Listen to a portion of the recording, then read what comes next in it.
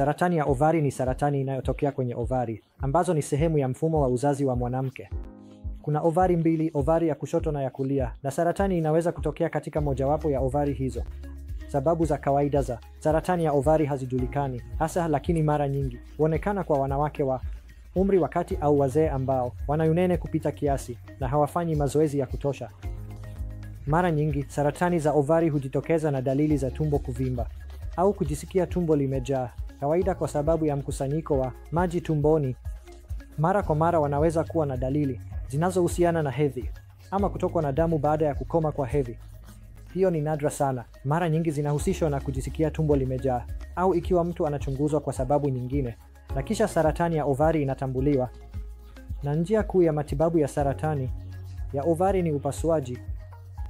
Kupunguza mzigo wote wa uvimbe kutoka kwenye ovari au kwenye utando wa tumbo ambapo mara nyingi huenea, unaongeza uwezekano wa kupona.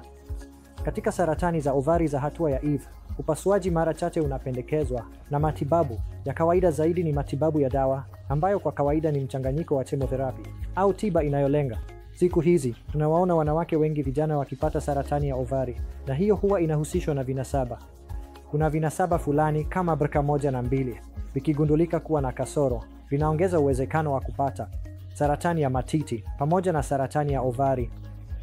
Kwa hivyo, ikiwa watu wana historia ya saratani ya matiti au saratani ya ovari, wanapaswa kujipima kwa jeni la BRCA ili kutambua saratani hizi mapema zaidi badala ya kusubiri hadi ziwe zimesambaa.